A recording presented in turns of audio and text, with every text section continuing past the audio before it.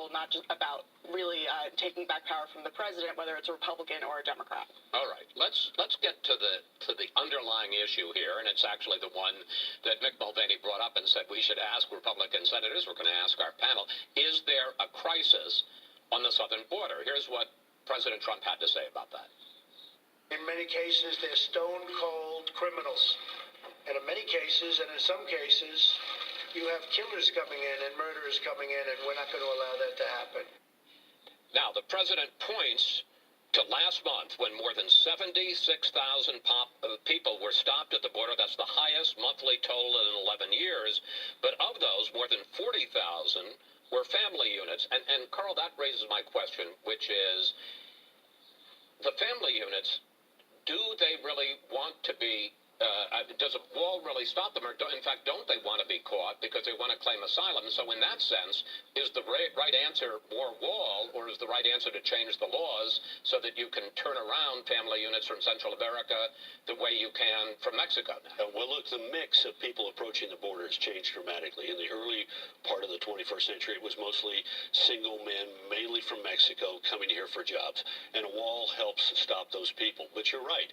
The asylum seekers, the family units, which is what the current immigration flow largely is, they want to show up and surrender to the immigration authorities, and a wall really doesn't matter there. But the border is being hit by both types of people. The single males, many of them from Central America now, rather than Mexico, and the family units. So you do need the wall, and you need a change in the procedures that we have dealing with families. This all goes back to a 1993 U.S. Supreme Court case that was then memorialized in 97 in an agreement between the Clinton administration and some of the parties to the case called the Flores Agreement. And it basically says that if you have an asylum seeker shows up at the border, you have to keep the families together in as best a condition as you can, and you have to release minor children to either a relative, a guardian, or an entity that agrees to take care of them. And this makes a magnet for these kind of families, and we just don't have the laws and the facilities to deal with them.